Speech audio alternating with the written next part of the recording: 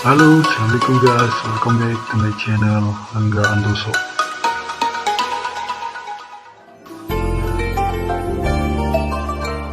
Assalamualaikum warahmatullahi wabarakatuh, Buya. Assalamualaikum warahmatullahi wabarakatuh. Afwan, Buya mau bertanya.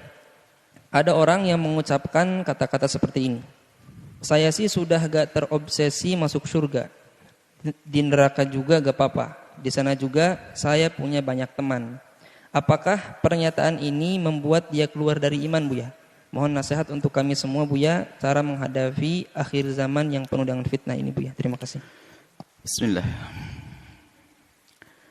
Jika yang mengucapkan itu adalah ahli la ilaha illallah,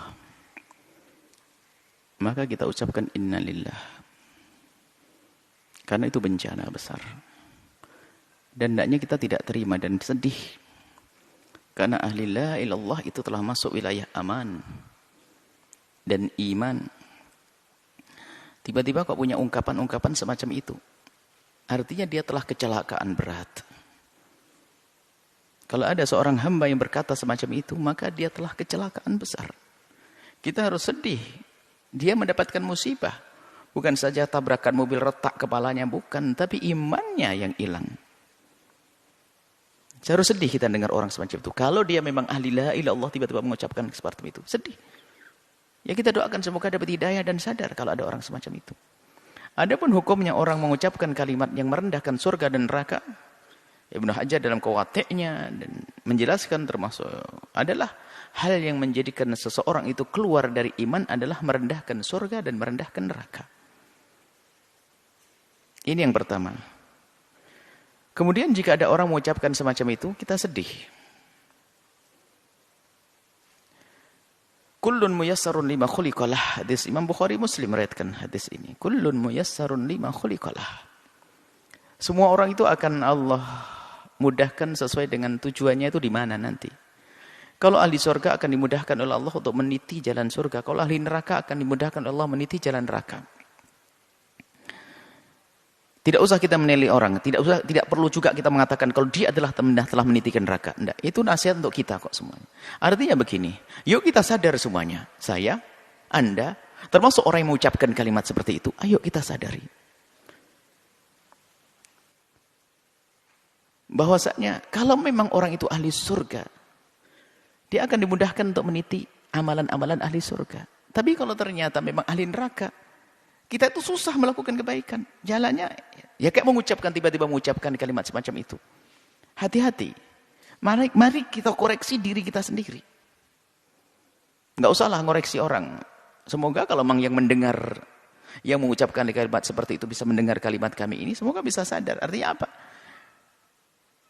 Selagi tiba-tiba kok punya kalimat nggak benar, perilaku nggak benar ini, jangan-jangan kita ini, naudzubillah, jangan-jangan ahli neraka, kan begitu. Segera tarik kebiasaan jelek ini. Jangan sampai terus berlanjut dengan merendahkan neraka, merendahkan surga dengan kalimat ini. Sebab apa? Tanda-tanda ahli neraka ya seperti itu. Dari omongan yang menghantarkan neraka, apalagi mengatakan sudah nggak terobsesi lagi dengan surga tidak ini. Wah, ini bahaya banget. Artinya ya, cuman kita tidak boleh menunjuk di ahli neraka, akan tapi siapapun yang punya perilaku, ungkapan semacam itu, ini artinya adalah muyassarun, dia dimudahkan menuju neraka, kalau memang tempatnya adalah tempatnya neraka, naudzubillah. Makanya yang ada sedih kita dengar orang yang mengaku dia beriman, tiba-tiba seperti itu, karena apa? Dia lepas, dan berrel kemuliaan dia telah lepas. Ini, kemudian selanjutnya, sangat berbahaya sekali jika ada orang sudah tidak percaya dengan hari pembalasan. Bahaya sekali. Dan Anda pun jangan bergaul dengan orang yang semacam itu. Karena urusan Anda dengan dia hanya untuk kepentingan dia saja di dunia. Karena dia tidak pernah berpikir kemaslahatan nanti di akhirat. Sehingga dia mungkin berbuat apa saja. Apalagi yang merendahkan neraka. Siapapun kalau sudah menganggap neraka bukan sesuatu yang menakutkan. Bukan menganggap bahwasanya di situ ada murka Allah. Kalau orang sudah menganggap neraka bukan tempatnya murka Allah, maka ketahuilah apa yang terjadi.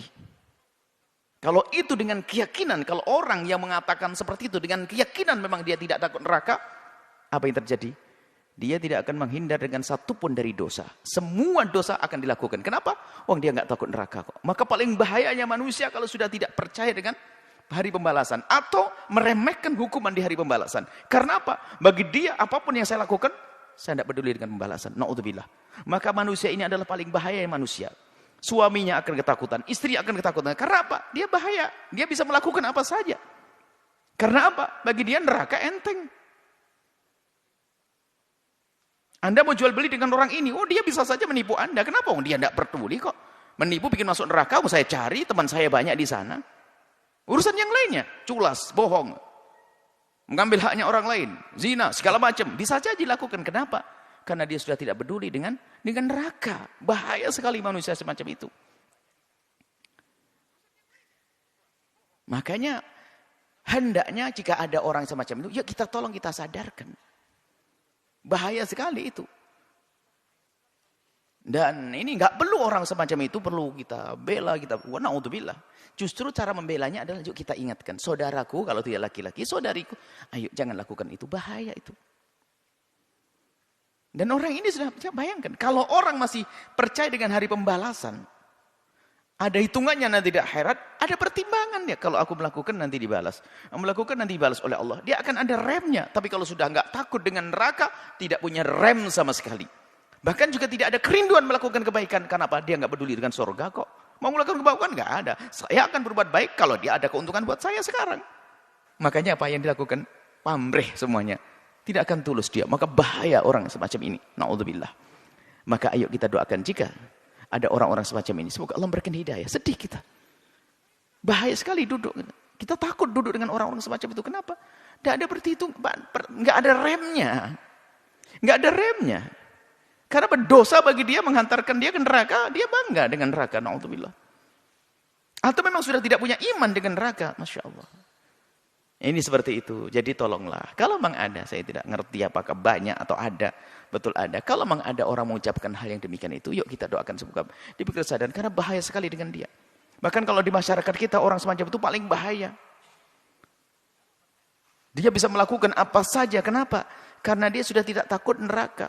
Diajak kebaikan kayak apapun nggak bisa. Kenapa? Pertimbangan dia adalah dia tidak senang, tidak merindukan surga lagi. Allah main dicari.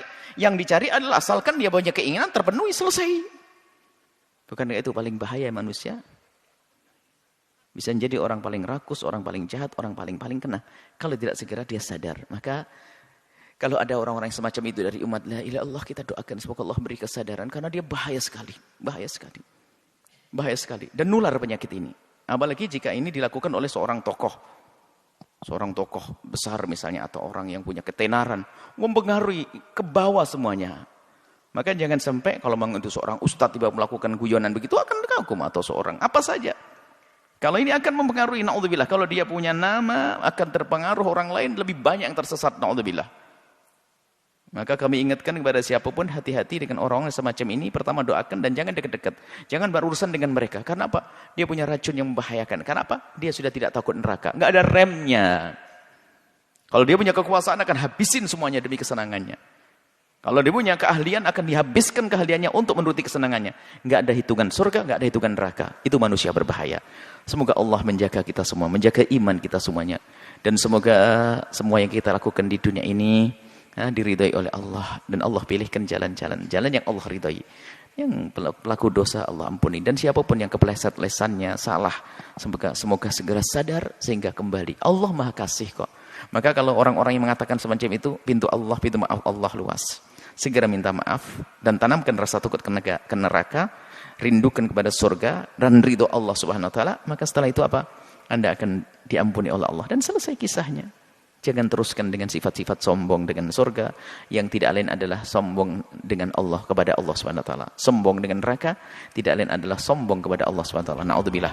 Semoga Allah mengampuni semuanya. Wallahu a'lam bishawab.